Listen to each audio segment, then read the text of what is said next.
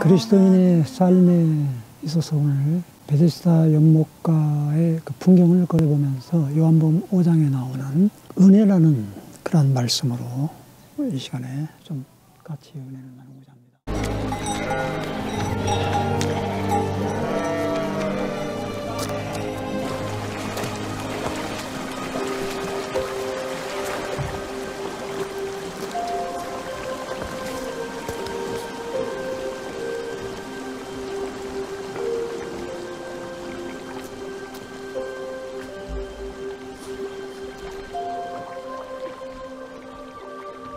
네가 낫고자 하느냐?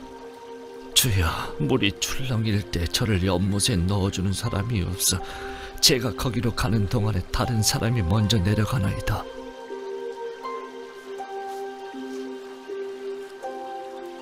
일어나 네 자리를 들고 걸으라.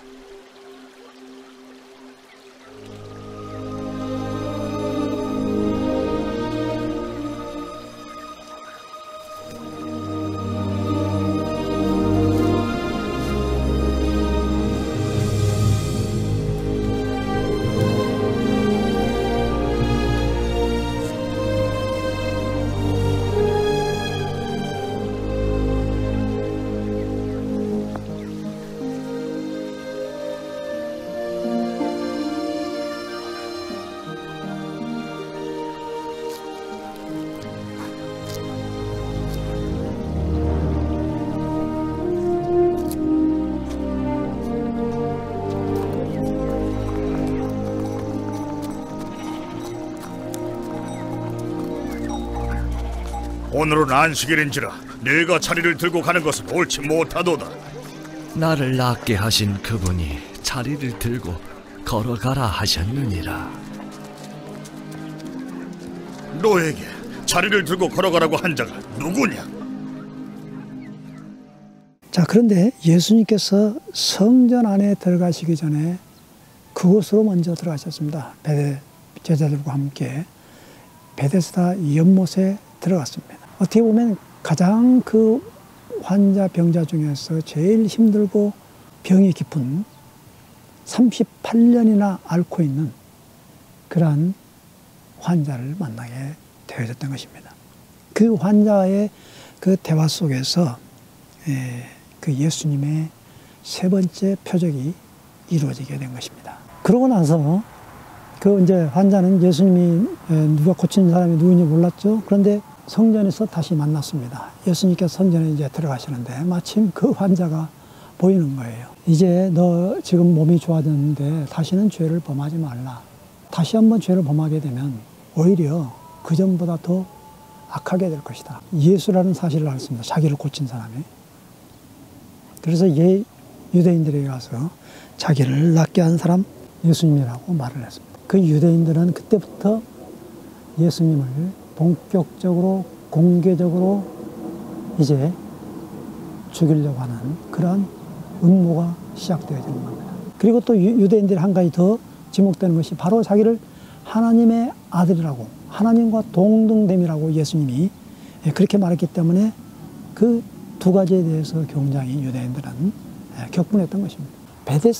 베데스다라는 그러한 의미는 은혜의 집인 것입니다.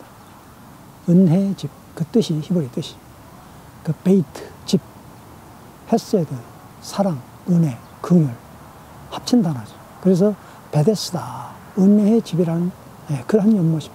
은혜의 집은 어떻게 보면 오늘날 교회와 다름없는 거죠. 성전이나 다름없는 것이죠. 교회에서, 성전에서 은혜가 흘러 그러한 넘치는 곳 아니겠습니까? 하나님의 말씀이 흘러 넘치는 것이고요. 베데스다 교회에 그 환자들의 그 상태가 굉장히 다들 심각하죠. 예수님께서 왜 굳이 38년 된 병자에게 찾아갔느냐라는 것이죠. 그곳에 대표되는 세 가지 환자, 소경, 절독발이, 중풍병, 혈기 많은 자.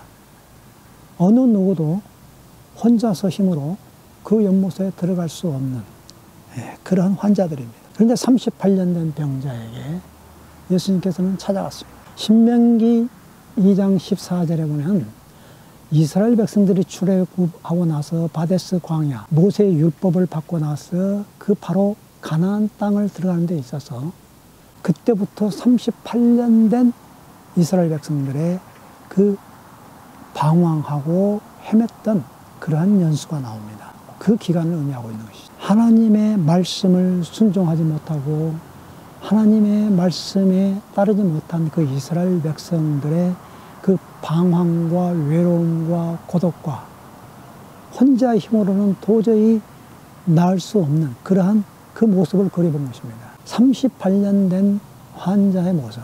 누가 나를 도와서 그 연못에 집어넣어 줄 수 있겠는가? 은혜의 집에서 경쟁해야 살아남고 1등해야 살아남고 먼저 뛰어 들어가야 살아남는 어떻게 보면 이율배반적인 삶을 살아가고 있는 오늘 우리 현대인의 모습.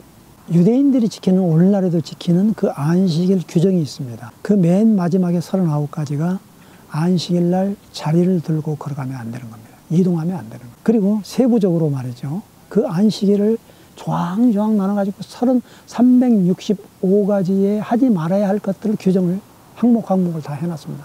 그래서 예수님과 그곳에서 부딪히는 장면이 나오죠. 성전에서 그 요한복음 5장 쭉 읽어보시면은 그 마지막에 읽어보면은 얼마나 강한 메시지를 그곳에서 선포했는지 모릅니다. 은혜의 집. 그러나 실질적으로 은혜의 집이 아니라 율법의 삶을 살아갈 수밖에 없는 그 은혜의 베데스라는 그 연못에서 그 전설을 의지하고 미신을 의지하고 누가 와서 거기에서 먼저 뛰어 들어가야만 살 수 있는 그러한 공간, 변질되어져 버리고 만 것이요. 율법의 행위로 그들은 강조하게 되어지는 겁니다. 그 모세오경, 거기에 회랑 또 5개가 있다고 그랬지 않습니까? 율법이 사람을 생명을 구해야 되는데 오히려 사람을 속박해버립니다. 생명을 살렸잖아요. 그들은 오히려 기뻐하고 즐거워해야 되는데 안식일이 더 우선인 겁니다. 지켰느냐 안 지켰느냐, 이것이 옳은 것이냐 그런 것이냐, 생명하고는 전혀 상관이 없습니다. 생명이 더 우선이라는 겁니다. 그래서 예수님께서는 안식일의 주인이라고 그랬지 않습니까? 안식일이 사람을 위하여 있는 것이지 사람이 안식일을 위하여 있는 것이 아니다. 이런 양이 낭떠러지에 구렁텅이에 빠졌으면 안식일이라고 해서 그것을 건져내지 않겠느냐? 하물며 인간이 잃어버린 인간을 위해서 이 땅에 예수님께서 오셨는데 안식일이라고 해서 그것을 건져내지 않겠느냐?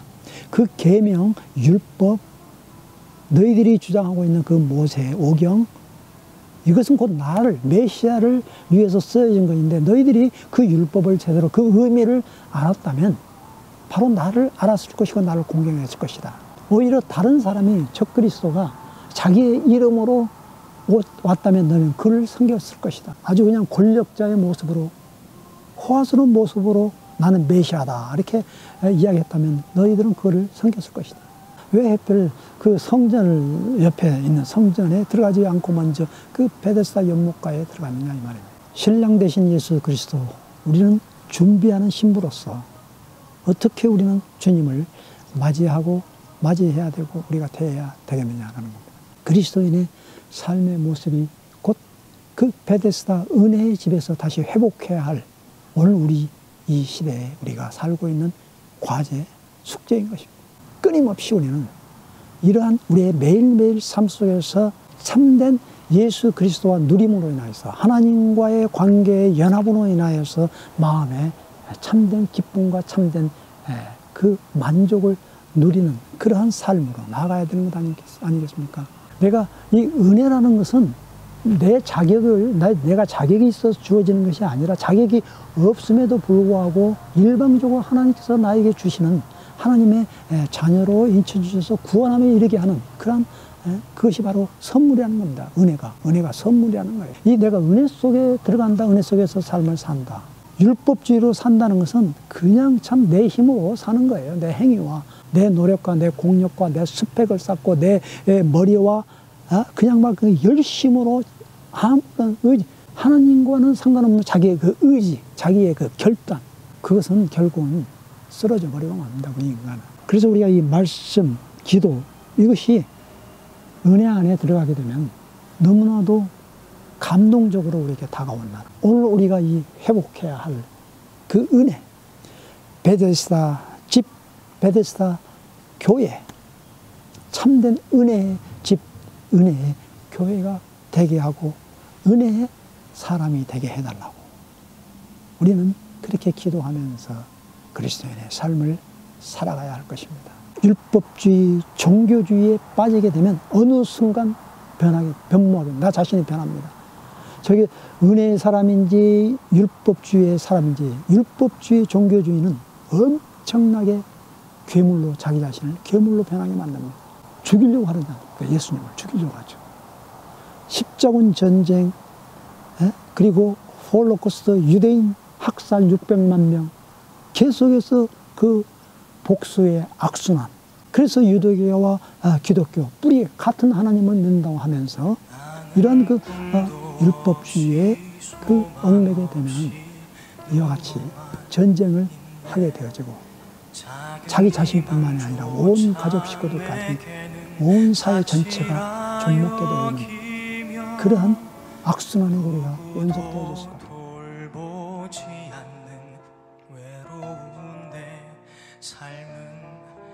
남아있는 호흡조차 의미가 없다네.